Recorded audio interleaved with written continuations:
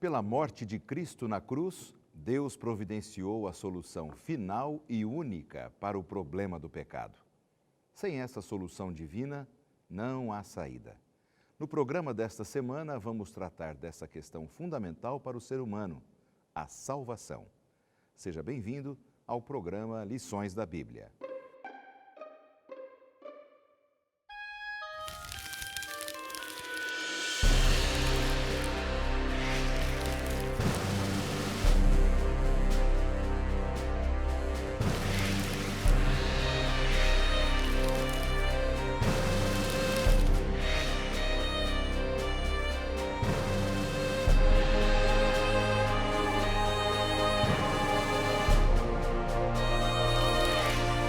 Porque Deus amou o mundo de tal maneira que deu seu Filho unigênito, para que todo o que nele crê não pereça, mas tenha a vida eterna.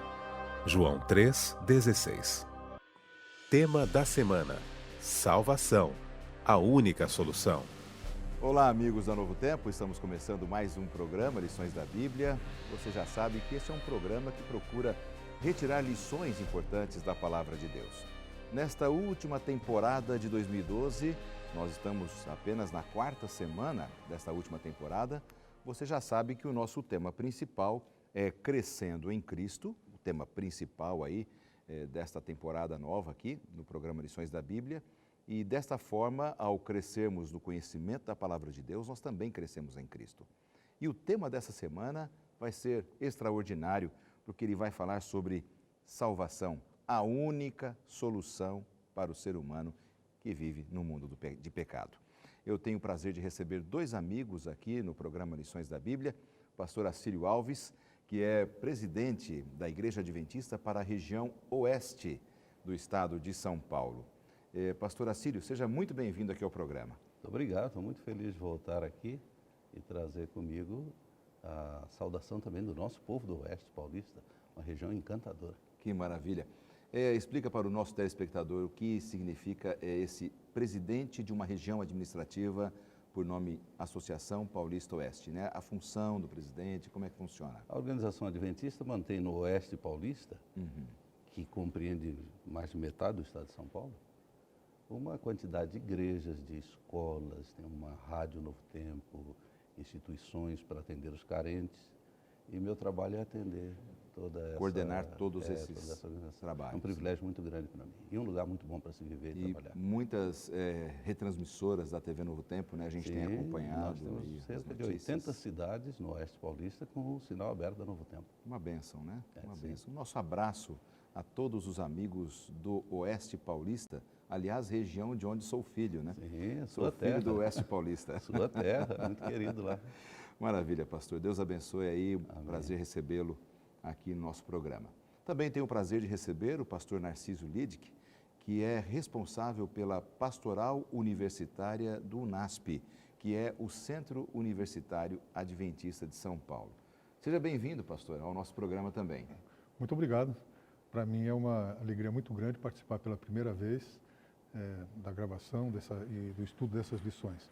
E trago a minha saudação também de todos os campos do UNASP. São 3 campos, né? São Paulo, Engenheiro Coelho e Hortolândia. Uma quantidade enorme de alunos, professores, funcionários. Mais ou menos quantos alunos hoje tem o UNASP? Os 3 são, em todos os níveis, passa de 15 mil alunos. São grande mais de 15 mil alunos. Né? E estamos rumando aí para um desejo de transformar sair de um centro universitário para nos transformarmos em uma universidade. Né? Hoje temos 25, 26 cursos universitários ali, como é que está? Em torno disso, creio. Em torno disso e em diferentes áreas, né? E atende tanto alunos no internato quanto alunos no externato.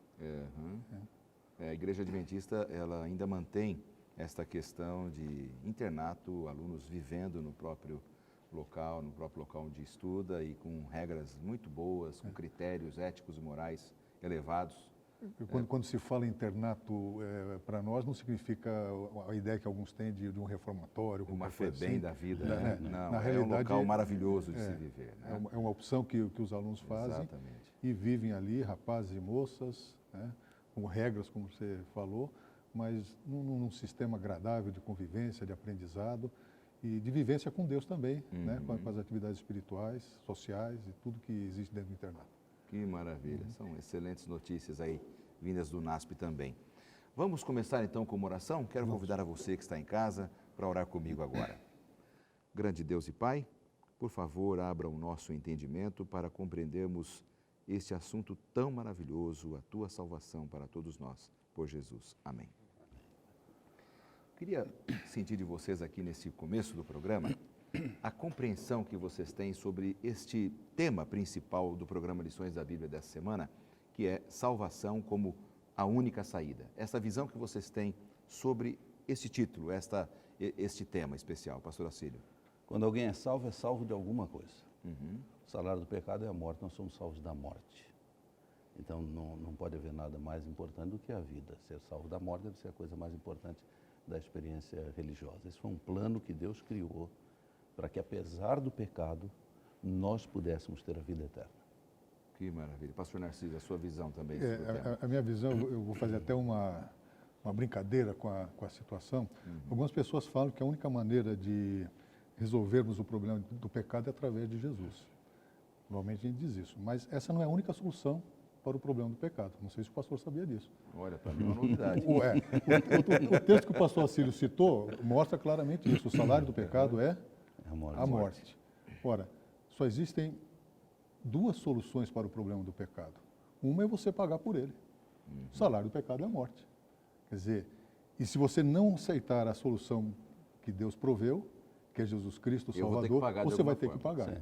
Agora, se você perguntar, como está no título aqui, né, se você quer ser salvo, a única forma, a única solução para ser salvo, realmente é através de Jesus Cristo. Né? Isso é maravilhoso. Coisas isso é envolvendo morte, interessante. Muito bem envolvendo morte. Aprendi mais uma aí, viu? Eu sou velho de evangelho, viu? Posso acrescentar uma coisa. Ou você paga o que deve, ou alguém paga por você. Mas não é justo que um terceiro arque com as consequências do seu erro.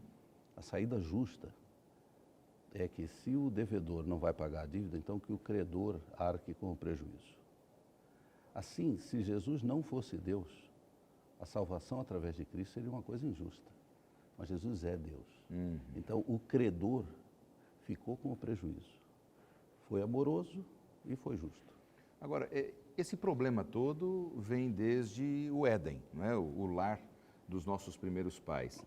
Como tudo aconteceu, pastor Narciso, só para os nossos telespectadores se situarem também, aqueles que estão ligando, quem sabe agora, que nunca ouviram esta história, como é que tudo começou? Deus criou o mundo já com o problema do pecado, isso surgiu depois.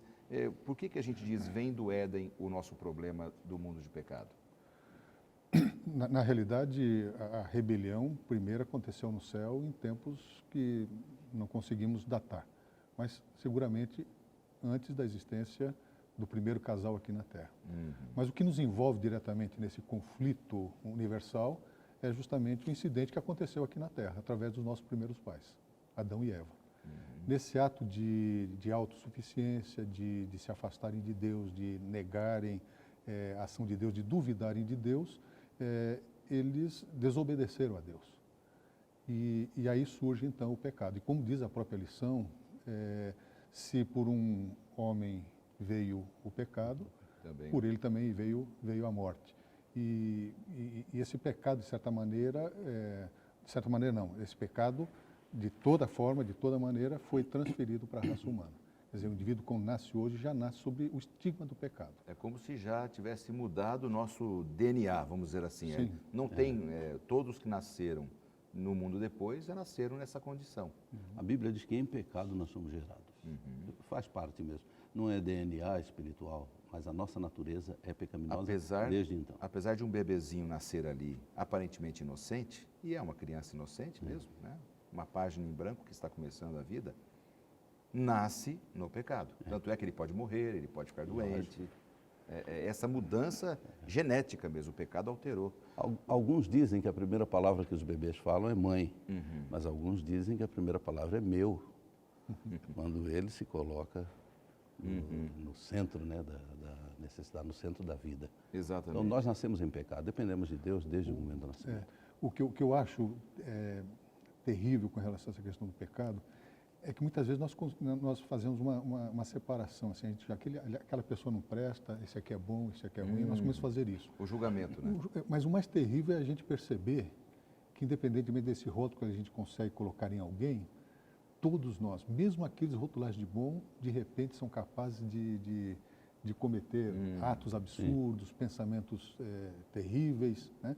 O mal realmente é uma coisa que está entranhada e quando menos espera, se você não tomar cuidado, você está sendo dominado por ele. O apóstolo Paulo fala, né? Aquele que está em pé, cuide que não caia. Então, quer dizer, um pastor pode cair? Sim. Mas, lógico. Um membro de igreja pode cair? Sim. Um teólogo? Quer dizer, não há posição financeira nem cultural, na verdade? Não há cargo na igreja. Às vezes as pessoas falam assim, não, eu vou ser mais cristão se eu tiver uma função na igreja. E a gente vê, às vezes, na igreja, irmãos e irmãs discutindo, brigando. Eu quero ser diácono, diaconisa, não é? Diretor de jovens. Como dá confusão essas coisas, achando que isso vai dar algum mérito, alguma melhoria na sua condição. A nossa condição é trapo de imundície, não tem outra, né, pastor? Assim? Na verdade, a palavra pecado significa muitas coisas. Significa realmente os atos errados que a gente comete, mas não só isso. Pecado é uma situação em que a gente vive, é um estado que a gente tem interior, do qual os atos pecaminosos são apenas sintomas, é como uma doença interior. Né? A pessoa pode até vencer um hábito mau, mas interiormente as tendências continuam lá.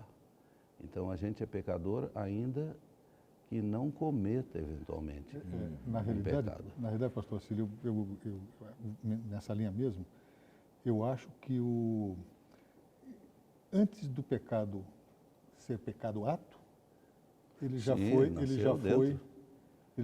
quer dizer, você pode não consumá-lo, mas ele já é pecado nas suas intenções, na sua concepção. Então, eu quero assassiná-lo por alguma razão. E fico de tocaia ali, sabendo que você vai passar num determinado lugar. Altas horas da noite, ninguém vai ver. Mas quando eu saio da minha tocaia, quando você está passando, e te vejo para cometer aquilo que eu quero, assassinato, alguém está passando por ali, vai ser uma testemunha. Então, pastor Cílio, o que você está fazendo aí? Você o que está fazendo aqui? Eu passo por aqui sempre. Né? Mas tem uma testemunha. Eu não faço aquilo que eu havia concebido, mas eu já pequei no meu coração. Você já matou. Jesus falou, ouviste que foi dito, não matarás, eu porém vos digo, aquele que odiar seu irmão já é passivo de culpa, assim, assim. Então, talvez o pecado maior é aquele no seu nascimento, que é no coração da pessoa. Na mente da pessoa, e não o ato em si, porque o ato já é a consumação do pecado que a pessoa engendrou na sua mente e seu coração. E realmente não haveria nada que o ser humano pudesse fazer, que Deus pudesse deixar assim, para que o ser humano fizesse, para que resolvesse a sua condição, em termos de atos, não haveria nada, nenhuma possibilidade que o homem pudesse fazer para dar uma ajuda a Deus nesse processo de resgate, de restaurar a raça humana? O pecado é uma situação tal que ele tira não apenas a capacidade de a gente ser perfeito, mas tira também até o gosto de ser perfeito. Até o desejo de ser melhor é colocado dentro da gente por Deus. Então, não há nada de bom que a gente faça que não tenha nascido de Deus. Nós devemos a Deus tudo, o ar que respiramos, a água que bebemos, mas também nossas boas intenções, nosso desejo de vencer. Então, tudo depende de Deus. É óbvio que a gente, usando a ajuda de Deus, pode viver uma vida melhor, mas não há nada que a gente possa criar para substituir a obra de Deus. E tem um detalhe também, não é, pastor Narciso? Se a gente for pensar, se Deus desse alguma função para a gente nesse processo de redenção, de salvação, não teria como o homem se desvencilhar do egoísmo, do orgulho. Essa parte é minha, essa é obra minha. O resto é de Deus, mas essa aqui é a minha obra, a minha capacidade, né? Além disso, a morte de Cristo teria sido um desperdício. Exatamente. Ele morreu porque não tinha outro caminho. Exatamente. É só através do sacrifício do próprio Deus que nós podemos ser salvos. Exatamente. A Bíblia diz que onde superabundou o pecado, superabundou a graça. Quer dizer, a graça de Deus através de Cristo, da morte de Cristo, é mais do que suficiente para resolver o problema do pecado. E a única forma de resolver o problema do pecado. Quer dizer, por mínima coisa que eu possa fazer, ela não teria sentido nenhum, porque seria como se eu, devendo uma grande fortuna, quisesse pagar uma parcela dessa grande fortuna. Mas eu já não tenho dinheiro. Como é que eu vou pagar, por menor que seja, centavos ou... Nem os ou juros uns a gente poucos consegue cruzeiros? pagar. Você não poderia pagar. Acho que a comparação é essa. Alguém tem que pagar por mim ou me perdoar da dívida. Senão, não tem jeito. Que é uma ironia, né? Eu devo 10 milhões. Não, eu vou pagar um real. Puxa vida, não é nada. Porque dívida é dívida, eu estou devendo. Além disso, se o salário do pecado é a morte, tem um jeito de pagar assim.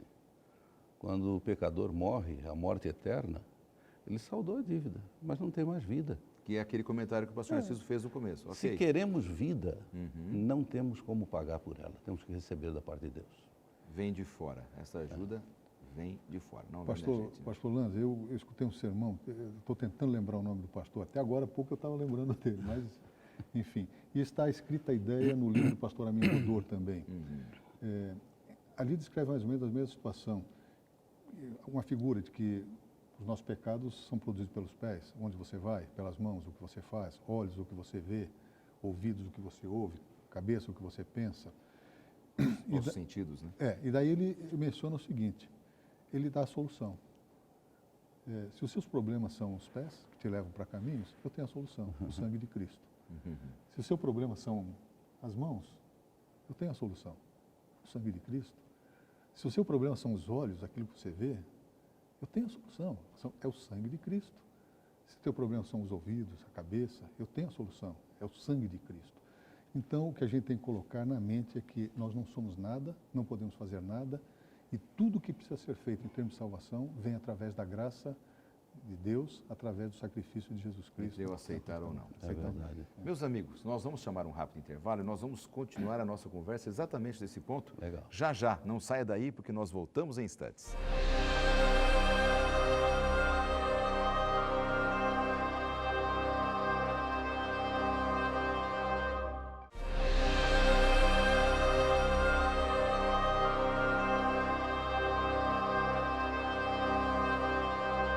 Estamos de volta com o segundo bloco do programa Lições da Bíblia, aqui pela sua TV Novo Tempo, o canal da Esperança, conversando com os nossos dois amigos que visitam o programa, pastor Acílio Alves e o pastor Narciso Lidke. Amigos, vamos continuar falando sobre essa questão da provisão de Deus, a salvação que Ele nos proveu. Esse plano, então, como é que funciona? Assim que Adão e Eva pecaram, Deus reuniu ali a sua comissão especial, celestial, e a partir dali começou esse plano ou já tinha esse plano elaborado? Como é que funcionou essa questão? Deus nunca é surpreendido. E a capacidade de Deus de prever o futuro não é causativa, não é porque Ele sabe que as coisas acontecem, é porque as coisas acontecem que Ele sabe. Então, sabedor das possibilidades, Deus providenciou o remédio antes que a doença aparecesse. Então, antes que houvesse pecado, Deus tinha imaginado uma solução se o pecado entrasse no universo. E isso, entrou. assim, desde que nós entendemos que Deus é eterno, para o passado e para o futuro, vamos usar esse termo bem simplista, esse plano também era eterno, quer dizer, no plano de Deus já havia esse escape. Na verdade, para nós existe passado e futuro. Para Deus, Para não. Deus, o tempo flui dele. Sim. A Bíblia o chama de Pai da eternidade. Então, ele está acima do tempo. E ele providenciou remédios que podem entrar no tempo. Jesus, quando veio ao mundo, se tornou histórico, porque entrou no tempo. Mas a provisão divina é completa e é perfeita, tanto para o bem como para o mal. Pastor Narciso. A Bíblia chama de mistério da iniquidade, né? Muitas pessoas falam que Deus tinha um plano B. Criou o homem e tal, e tinha um plano B. Não tinha plano B. Deus só tinha um plano, porque na sua onisciência, como o pastor falou, a sua onisciência não é causativa, mas ele sabia que aconteceria isso. Deus não pode ser limitado por seu conhecimento. Ele sabia que ia acontecer. Então, porque ele sabia que ia acontecer, então ele podia decidir, não vou criar, não vou fazer. Mas Deus não é limitado por nada. Ele faz alguma coisa porque deve ser feita ou não faz porque deve fazer. Deus não é limitado por coisas, por isso, e nem por ele mesmo. Ele faz, simplesmente faz. E resolveu criar o indivíduo, o ser humano. E dentro dessa provisão, da sua onisciência, ele sabia o que iria acontecer. Então já havia planejado desde o princípio, desde o começo, desde a eternidade mais remota que você possa imaginar, que a solução era essa. Uma solução fantástica que não causa ônus nenhum dentro da possibilidade do pecado que existia para aquele casal. Aliás, você me dá um gancho interessante. Algumas pessoas me encontram, às vezes, pastora Cílio, nas igrejas onde a gente prega e visita. Pastor, olha, ore aí para Deus dar cura para uma pessoa. Olha, ore aí para Deus converter o coração de uma pessoa, como se a minha oração fosse mudar o pensamento de Deus. O pensamento de Deus já é para a salvação de todos, já é para a saúde de todos, né? É aí que entra a interferência do pecado que muitos não entendem, não é? Eu não oro para mudar a opinião de Deus, eu oro para orar a minha atitude, a atitude da pessoa, não é? Ou estou errado? Estou sendo muito herege aí? Está correto, e podia acrescentar mais uma coisa. Às vezes a pessoa ainda lhe pede e diz assim, porque a sua oração vale mais do que a minha, né? Que é o outro erro completo. Na verdade, quando Deus quis criar seres à sua imagem, Ele precisava conceder para esses seres a liberdade de escolha, o livre-arbítrio. E é a liberdade que exige a possibilidade de erro. Se Deus criasse seres sem possibilidade de erro, nós não teríamos liberdade, seríamos autômatos, máquinas. Criou livre para ser parecido com Ele, porque o que diferencia Deus da sua criação é que Ele escolhe, Ele quer. Animais não escolhem, vegetais não escolhem, homens escolhem. Viveriam todos em paz, mas sem a possibilidade de escolha. E aí não seriam livres. Não seriam livres. Então, o plano de Deus de criar alguém semelhante a Ele implicava na possibilidade do pecado. Como Ele sabia disso, providenciou o remédio. Que maravilha. Agora, dentro dessa linha, pastor... Pastor, desculpe interromper. Pois não, voltando só um pouquinho na sua observação com relação à oração, eu assino embaixo o que você escreveu com uma ressalva. A questão da oração intercessória. Excepcionalmente, a oração intercessória tem esse aspecto de como Deus não interfere nas escolhas das pessoas, e muitas vezes o que a pessoa está sofrendo, os caminhos, as consequências que ela está sofrendo por seus atos, e eventualmente até por sua obstinação. E às vezes a pessoa não recebe a cura porque não se coloca ou não retorna para a igreja porque não quer se colocar no caminho de Deus. Então a oração intercessória daria a Deus o direito dele interferir, coisa que normalmente imagino que ele não faria na vida das pessoas. Respeitando o livre-arbítrio. E ainda respeitando o livre-arbítrio da pessoa, mas ele interfere com uma ação, com uma situação para a pessoa acordar, para chacoalhar, alguma coisa assim. E às vezes mas não, coisas simples ou até complexas, como morte, acidentes, permitindo algo nessa mas ainda assim respeitando esse princípio básico da liberdade da pessoa, porque ninguém será se não quiser. Com um detalhe, devemos olhar também a nossa vida no sentido mais amplo do que esses 80 anos que vivemos aqui na Terra. Se a gente viveu 80 anos aqui na Terra, um ano a mais de vida, um mês a mais de vida faz uma grande diferença. Pensando nos 80 anos, mas se você pensa no contexto de eternidade, aí não é nada, não significa nada. Então, eu só disse aqui com relação à oração, foi muito bem colocado aí por ti, a questão de que eu não mudo a opinião de Deus. A opinião de Deus, ela está formada. A oração, a respeito da humanidade. A oração não é para mudar Deus. A oração é para nos mudar, para nos colocar em condições de receber aquilo que Deus já quer nos entregar. Além disso, a soberania divina não anula a liberdade humana, mas a liberdade humana também não cancela a soberania divina. São dois conceitos difíceis de harmonizar, mas eles existem eternamente. Assim, eu sou livre para pedir para Deus e Ele é livre para atender. Ainda que a vontade dEle se estabeleça através de leis que são imutáveis, funcionam automaticamente, Deus também tem a possibilidade de interferir numa vida, para o bem. Não faria isso para o mal. Mas a oração intercessória, como bem disse o Narciso, como você falou também, é uma necessidade e uma contingência da vida cristã que me aprimora e pode aprimorar o terceiro por quem eu orei. Sim. Que às vezes não teria outro meio de se encontrar com Deus a não ser aquela circunstância. Deus é grande em todos os casos. Exatamente. Bom, então o plano de Deus feito desde a eternidade, vamos usar esse termo humano, não é? Para nós a eternidade é uma coisa complexa, né? E também entendendo que aquele plano foi colocado em prática assim que o homem tomou a decisão pelo mal. Nós temos uma pergunta enviada por um telespectador, vamos ouvir agora. Olá, meu nome é Sétimo. Por que na Bíblia, na passagem de Gênesis 3,15, esta é considerada a primeira promessa evangélica da Bíblia? Oh, O sétimo, um nome diferente. E rapaz é adventista do sétimo dia. é um nome bíblico também, né? Maravilha. Como nós podemos responder aqui ao sétimo?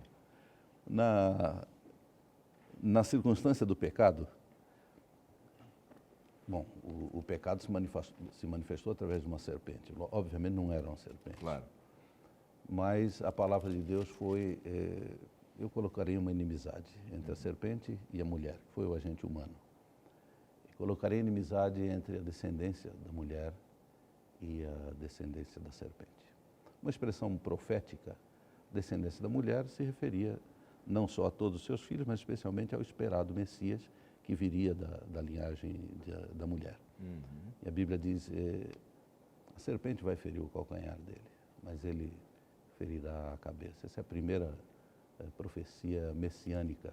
Um dia o Filho de Deus viria ao mundo como filho de mulher, enfrentaria a serpente, Ela que é o picaria ali Satanás. Ele seria ferido, mas ela seria morta. A cabeça da serpente seria esmagada. Uma cena interessante, né? É, Pois não, pastor, é interessante aí, né?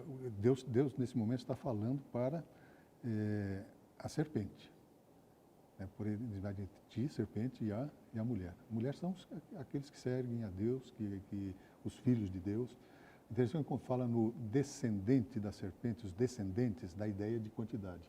Enquanto, quando fala o descendente da mulher, é o descendente, é único, é único.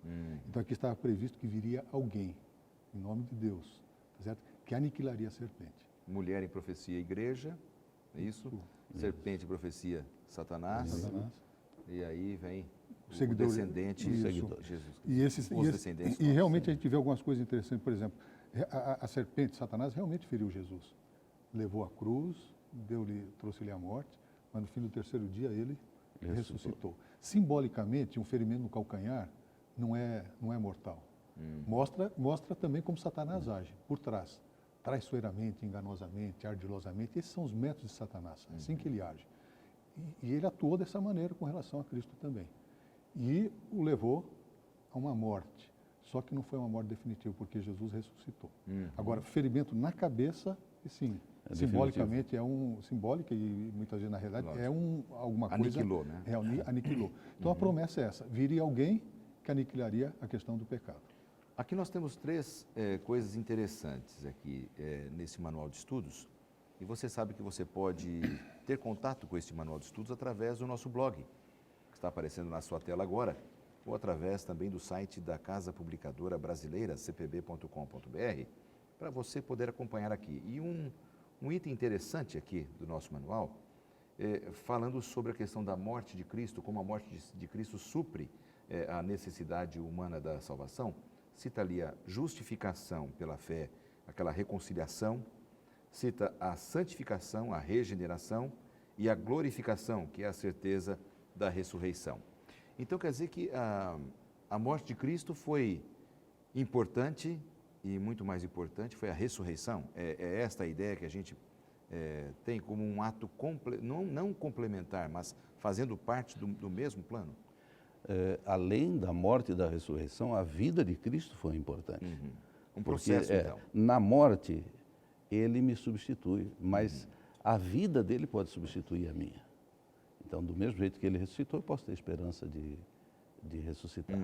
Agora, esse ato divino de aceitar a confiança do homem devolvida a ele, porque o primeiro pecado foi uma falta de confiança, né? Uma desconfiança. Verdade. O diabo, para poder tentar, primeiro teve que lembrar a Bíblia. Lembrou de maneira errada. Não a Bíblia, a palavra de Deus. Ele disse, é assim que Deus disse, mudou as palavras de Deus. Ele trouxe o limite da verdade muito próximo da mentira, e mudou.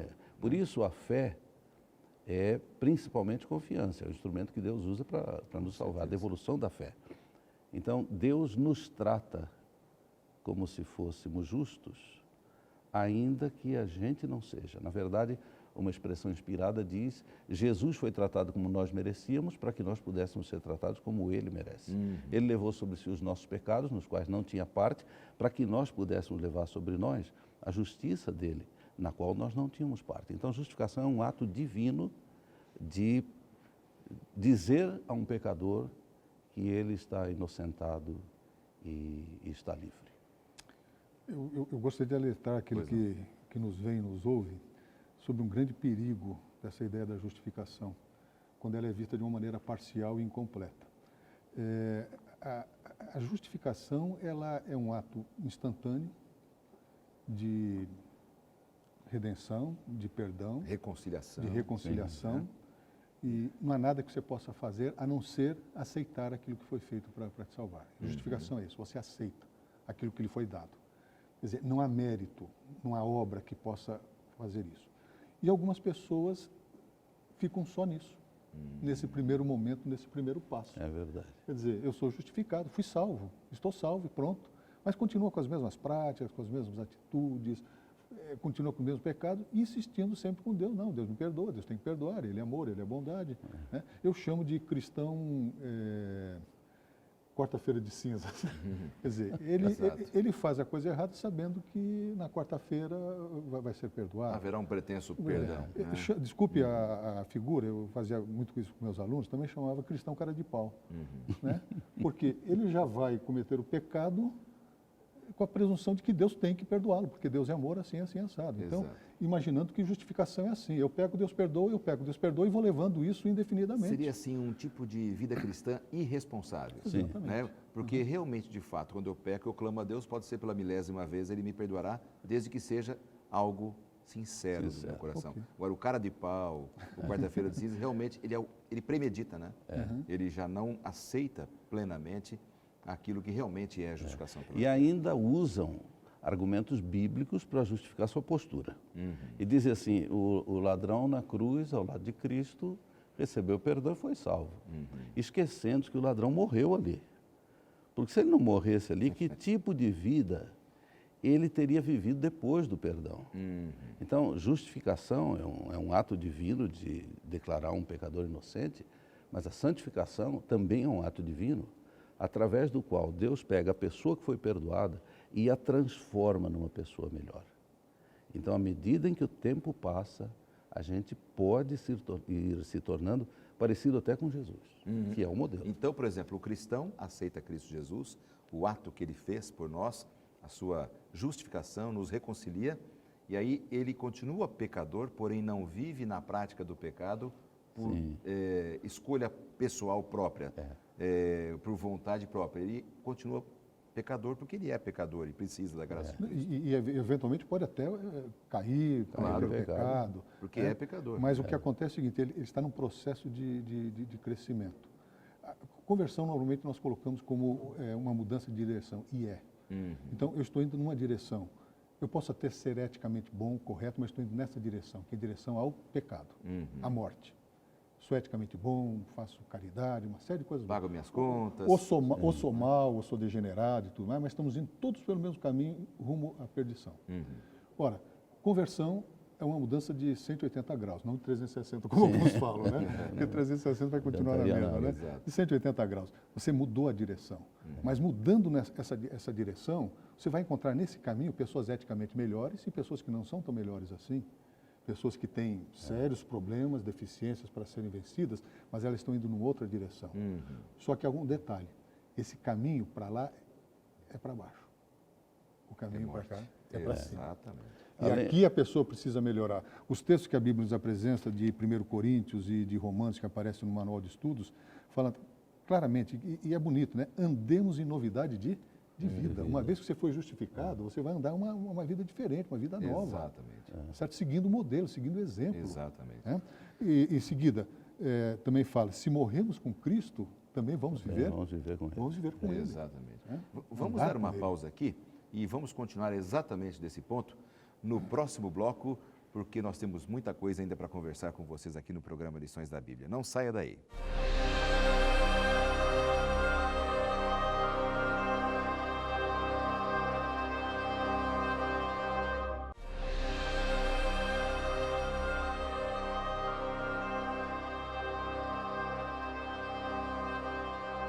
Este é o terceiro e último bloco do programa Lições da Bíblia. Obrigado porque você ainda está aí acompanhando o nosso programa. Obrigado sempre pela sua audiência e pelo seu carinho com todos nós aqui no programa. Eu quero aproveitar esse terceiro e último bloco para oferecer a você a oportunidade de conhecer mais sobre a salvação em Cristo Jesus, a nossa condição humana o que Deus preparou para todos nós, seus filhos, o seu desejo, o seu plano para hoje, o presente e para o futuro. Eu ofereço a você a possibilidade de estudar esta série de estudos da Bíblia, Princípios. Este é um material que você já está acostumado a ver aqui em nosso programa, extraordinário material, porque aqui nós encontramos a resposta, e a resposta do fim está no princípio, pode ter certeza disso. Muitos temas relacionados à salvação, ao cuidado de Deus e aquilo que Deus deseja para a sua vida, você vai encontrar aqui. Entre em nosso blog ou mande uma cartinha para a Novo Tempo solicitando e com muito carinho nós vamos enviar para a sua casa, para o endereço que você nos fornecer. Material extraordinário, você não pode ficar sem, tá bem? Algumas pessoas me encontram, pastor, manda para mim. Eu falo, olha, eu não tenho como mandar, não é? Eu não ando com uma caixinha dessa revista no meu carro. Eu tenho que pedir que você telefone ou mande uma carta ou entre em contato com a TV Novo Tempo, tá bem? Eu quero aproveitar e divulgar 2 materiais da nossa parceira aqui no programa, que é a Casa Publicadora Brasileira. O primeiro material é esse extraordinário do pastor Doug Batchelor. Ele é um pastor americano, norte-americano, e ele escreveu esse material, esse livro, Aos Pés de Jesus. Um livro muito bonito, extraordinário, onde nós vamos entender realmente o que estava na mente de Maria, por que ela optou estar aos pés de Jesus e por que muitas pessoas não optam por isso. Tem tudo a ver com aquilo que estamos falando aqui no programa hoje. Você pode entrar no site da Casa Publicadora e verificar a forma como você poderá ter esse livro em sua casa para poder desfrutar desses maravilhosos conselhos. Um outro material excelente e que tem a ver com a salvação final de todo ser humano é esse aqui, Eventos Finais. Como enfrentar realmente a última e maior crise da Terra. Você pode encontrar no site da Casa Publicadora também esse material e servir de excelente reflexão para a sua vida. Você que é um cristão, vive num mundo pós-moderno tão influenciado e afetado pelo pecado como nós vivemos no mundo de hoje. Nós estamos aqui com 2 amigos pastores, neste último bloco, o pastor Acílio Alves e o pastor Narciso Lidic, conversando sobre esse assunto da salvação como única solução para a humanidade. Agora, a pergunta que eu faço para os amigos, e nós estávamos conversando no bloco anterior mais ou menos sobre isso, é a seguinte: esse plano da salvação, ele precisa sair então do papel. Vamos usar o termo papel, que é mais palpável para o ser humano. Poderíamos usar o computador, um arquivo digitalizado, celestial. Ele tem que sair do plano do papel e passar para a vida do crente. Como é que é esse processo? Como eu posso me apropriar então dessa experiência da salvação? O conhecimento na Bíblia não é apenas uma aceitação intelectual de uma verdade. Então, o plano da salvação é uma tremenda ideia, uma ideia de Deus. Mas conhecê-la não é apenas saber que ela existe, é experimentá-la. Então, o conhecimento da salvação é um conhecimento experimental. É aquela ilustração sempre usada: eu posso saber que o gosto de um limão é ácido, mas experimentar o limão é um outro tipo de conhecimento. Assim, a doutrina da salvação, ela tem que ser entendida mentalmente, mas ela tem que ser vivida. Deus permite a pessoa, sob a influência dele, compreender e experimentar, porque a pessoa vive no pecado, tem senso de culpa, tem remorso e pode sentir a alegria do perdão, a certeza da salvação. E à medida em que o tempo passa, a justificação não se torna apenas um saber, um conhecer, mas especialmente um viver, né? A gente vive a experiência da salvação. Ou seja, então, salvação tem que ser um conhecimento aplicado à minha experiência como um crente em Cristo, como um cristão. Né, pastor? Se não tiver aplicação, ela não tem sentido apenas a existência dela. Às vezes a conversa do crente, para um que não é crente, parece uma conversa meio de doido, né? Ter Jesus no coração, a pessoa não consegue entender isso. Como é que é ter Jesus no coração? Não é só isso, né? Mas como é que é isso? Viver com Cristo? A pessoa não entende isso. Você precisa dar o teu coração a Jesus. Coração a Jesus. Eles acham que é uma coisa de louco. É loucura, mas não coisa de louco. Né? A salvação é alguma coisa assim. Mas a Bíblia diz claramente que nós nos apropriamos dos méritos de Jesus através da fé. A fé é um dom de Deus. A gente tem que imaginar, muitas vezes que é um dom de Deus. Então, Deus me dá o dom da fé e eu a tenho na plenitude. Não é assim. Como qualquer dom que Deus concede, a fé também precisa ser desenvolvida. Então, muitas pessoas, às vezes, não conseguem, até imaginam que têm fé, mas não conseguem se apropriar dos méritos de Cristo, acham que está acontecendo alguma coisa, mas o que está acontecendo, na realidade, é que a sua fé não está plenamente desenvolvida ainda. Como é que se desenvolve a fé? Só tem uma maneira. A Bíblia diz, pelo ouvir. E ouvir do quê? Da palavra de Deus. Então, essa é a condição para que a pessoa desenvolva a sua fé. E à medida que essa fé é desenvolvida, e na medida que ela cresce, ela se torna cada vez mais apta a entender e aceitar o sacrifício. Entender intelectualmente, porque também é necessário entender intelectualmente. Porque se você não entende intelectualmente, você não vai sentir necessidade de aceitar o que foi providenciado para você. Mas uma vez que você entende intelectualmente, você então pode optar, pode escolher, pode decidir aceitar aquele recurso que Deus providenciou para a salvação. Interessante, pastor. Desculpa te cortar, mas de repente pode ajudar no nosso debate aqui. Até o fato de eu tomar uma decisão por Jesus, por Deus, pela salvação, se Deus me dá esta fé como um dom, é algo que foi estimulado por Deus. Ou seja, não tem nada no ser humano que eu possa oferecer a Deus para a salvação, a não ser permitir que Ele me ajude a tomar essa decisão. Porque tudo vem dele, inclusive a fé, o ato de ter a coragem de decidir, é um dom extremamente exclusivo de Deus. Né? No Evangelho de João, no primeiro capítulo, falando sobre o Filho de Deus, diz assim, Ele é a luz verdadeira que ilumina todo homem que vê o mundo. Isso quer dizer que um pouco dessa influência divina, ela é concedida a todas as pessoas. No outro lugar, Jesus comparou a fé, como disse o Narciso, a fé é uma semente. Então, ele plantou no coração de todos a semente da fé. Cuidar, permitir que ela desabroche e cresça ou que morra, é uma responsabilidade humana. Agora, a provisão divina é completa. Agora, antes desse momento em que a pessoa aceita e tem fé, a pessoa até vivia em paz, viu? Porque pecava à vontade, deitava e dormia. Quando aceita essa influência divina e torna o caminho da vida para trás, ele começa a ter conflitos. E é comum que depois da conversão, a pessoa passe por um período de lutas que ela não tinha antes.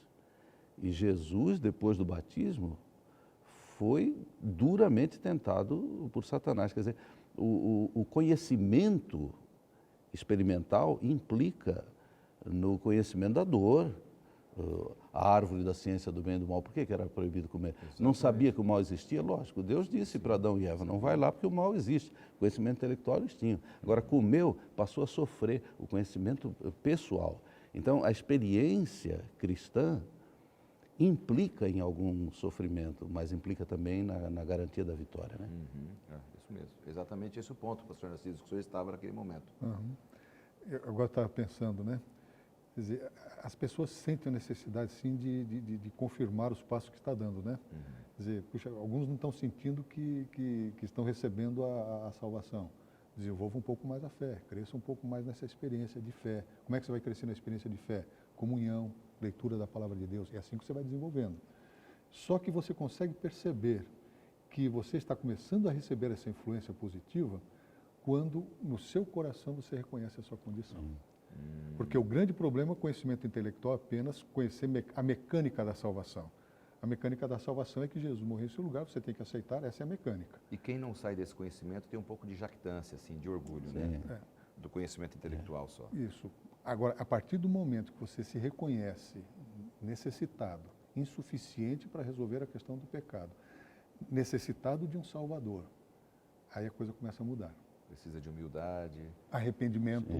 A nossa lição fala especialmente de arrependimento. Quer dizer, então, um sinal de que você já está seguindo um bom caminho é arrepender-se daquilo que você fez, né, da sua vida, né, necessariamente não dos grandes pecados, mas das grandes atitudes ou das pequenas atitudes que você tem tomado, né, do distanciamento que você tem de Deus.